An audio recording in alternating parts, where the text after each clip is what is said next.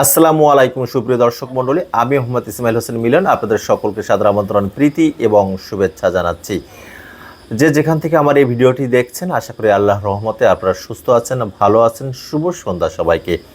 সুপ্রিয় দর্শক মণ্ডলী, বাংলাদেশ ক্রিকেট বোর্ড ইতিমধ্যে আরব আমিরাত এবং পাকিস্তান সফরের জন্য 5 ম্যাচ এবং আরব আমিরাতের বিপক্ষে 2 ম্যাচের টি-20 সিরিজ খেলার জন্য বাংলাদেশ টি-20 মেন্স স্কোয়াড কিন্তু ইতিমধ্যে ঘোষণা করেছে এবং সেই স্কোয়াডে কারা রয়েছে সে বিষয়ে আজকে আলোচনা করব এবং দলটা কেমন হলো সে বিষয়ে আপনার গুরুত্বপূর্ণ মন্তব্য এবং মতামত নিশ্চয়ই কমেন্টস বক্সে লিখে জানাবেন। এবং বাংলাদেশ আরব আমিরাত এবং পাকিস্তানের বিপক্ষে টি-20 সিরিজ খেলার জন্য যে স্কোয়াড ঘোষণা করেছে সেই স্কোয়াডে কারা রয়েছে আমরা সেটি একটু জেনে নিই। লিটন কুমার দাস তিনি কিন্তু 26 সালের টি-20 ওয়ার্ল্ড কাপ পর্যন্ত ক্যাপ্টেন্সির দায়িত্বটা পেয়েছেন, লিডিং ফ্রম দ্য ফ্রন্ট, যিনি সামনে থেকে দলকে নেতৃত্ব দিবেন এলকেডি। সে লিটন কুমার দাস দলীয় ক্যাপ্টেন রয়েছেন তানজিদ হাসান লাস্ট বিপিএলে একটা দুর্দান্ত সেঞ্চুরি করেছিলেন চট্টগ্রামের জহুর আহমেদ চৌধুরী স্টেডিয়ামে। পারভেজ হোসেন ইমন, সৌম্য সরকার, নাজমুল হোসেন শান্ত তিনি কিন্তু ক্যাপ্টেন্সি ছেড়ে দিয়েছেন বা তার রিপ্লেসমেন্টের জায়গাটা হচ্ছে লিটন কুমার দাস। নাজমুল হোসেন শান্ত তিনি দলে রয়েছেন।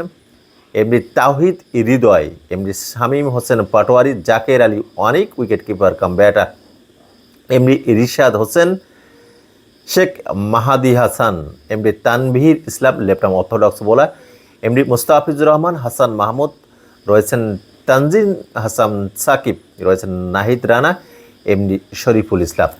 সুপ্রিয় দর্শক মণ্ডলী, স্কোয়াডের দিকে তাকালে যে কথাটা প্রথমেই বলতে হয়, লিটন কুমার দাস, তানজিদ হাসান তামিম, পারভেজ হোসেন ইমন, সৌম্য সরকার, নাজমুল হোসেন শান্ত, 1 2 3 4 5 জন ব্যাটার রয়েছেন যারা কিন্তু সবাই ওপেন করতে পারেন। তারপরে রয়েছেন তাহিদ হৃদয়, শামীম হোসেন পাটোয়ারি, জাকের আলী অনেক, এমডি রিশাদ হোসেন, শেখ মাহাদি হাসান।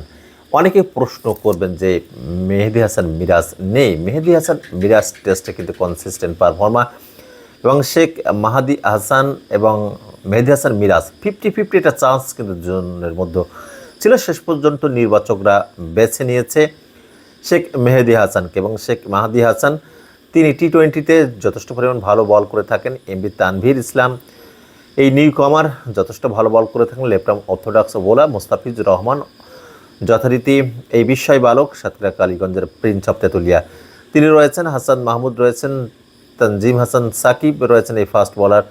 নাহিদ রানা শুধু গোল্ড নয়, পিওর গোল্ড, একজন স্পিড স্টার নাহিদ রানা এবং তাসকিন আহমেদের জায়গা পেয়েছেন শরীফুল ইসলাম। অনেকে স্কোয়াড দেখে প্রশ্ন করেছেন বা জানতে চেয়েছেন যে আসলে নাইম শেখের জায়গা কেন হলেন ডিপিএল এবং এনসিএল এর সর্বোচ্চ রান সংগ্রাহক এবং নাইম শেখ একজন ওপেনার। সেখানে আমরা দেখছি যে 5 জন অর্ডার ব্যাটার যারা সবাই প্রায় ওপেনার তাদেরকে জায়গা করে দিতে হয়েছে এবং নাইম শেখের লড়াইটা মূলত ছিল, কিন্তু যদি আমরা স্কোয়াড দেখি সেখানে দেখতে হবে তানজিদ হাসান তামিম। তানজিদ হাসান তামিম এই টি-20 সার্কিটে খুব বেশি ভালো না করলেও তিনি কিন্তু একজন মার কাটার ব্যাটার। এবং মেহেদি হাসান মিরাজের কথা বলছিলাম, মেহেদি হাসান মিরাজের জায়গায় শেখ মাহাদি হাসান বা শেখ মেহেদি যাই বলেন না কেন তিনি রয়েছেন। তিনি কিন্তু স্পিনিং অলরাউন্ডার, অফ ব্রেক বল করে থাকেন, তবে মেহেদি হাসান মিরাজ তিনি কিন্তু জায়গা পেতে পারতেন।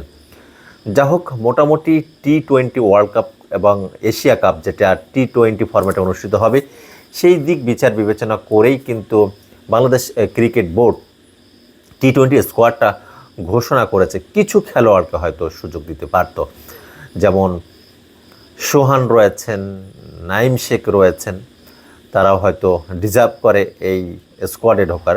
যা হোক, বাংলাদেশ ক্রিকেট বোর্ড যেটা ভালো মনে করেছে সেটাই হয়তো বেছে নিয়েছে এবং এই দলটার উপরেও কিন্তু আমাদের আস্থা, প্রত্যাশা, ভরসা থাকবে এবং দেখার বিষয় সে আস্থার প্রতিদান তারা দিতে পারেন কিনা।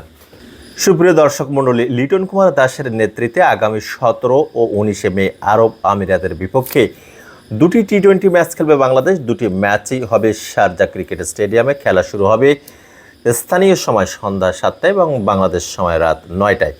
21শে মে পাকিস্তানে পৌঁছাবে বাংলাদেশ। ফয়সালাবাদে সিরিজের প্রথম দুটি ম্যাচ হবে যথাক্রমে 25 ও 27শে মে। লাহোরের শেষ 3 ম্যাচ হবে আগামী 30শে মে এবং 1 ও 3রা জুন। এই 5টি টি-20 ম্যাচ কিন্তু পাকিস্তান এবং 2টি আরব আমিরাতে। তারপরেই বাংলাদেশ চলে যাবে শ্রীলঙ্কা সফর এবং শ্রীলঙ্কা সফরের সূচিটাও কিন্তু ইতিমধ্যে ঘোষিত হয়েছে। আগামী জুনে শ্রীলঙ্কা সফরে যাবে বাংলাদেশ জাতীয় ক্রিকেট দল এবং পূর্ণাঙ্গ এই সফরে 2টি টেস্ট, 3টি করে ওয়ানডে ও টি-20 খেলবে বাংলাদেশ শ্রীলঙ্কা।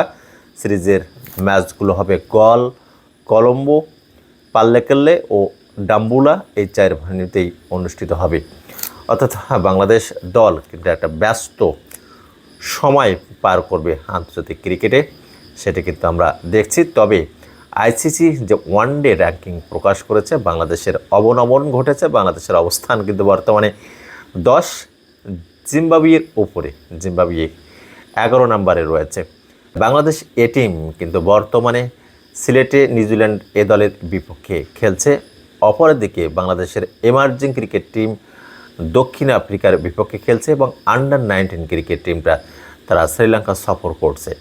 সব মিলিয়েই বাংলাদেশের ক্রিকেটাররা একটা টাচে রয়েছে। তবে দেখার বিষয় আসন্ন শ্রীলঙ্কা এবং পাকিস্তান আরব আমিরাত সফরে বাংলাদেশ কেমন করে টেস্ট, টি-20 এবং ওয়ানডে ক্রিকেটে। বাংলাদেশ দলের জন্য রইল অনেক অনেক শুভকামনা।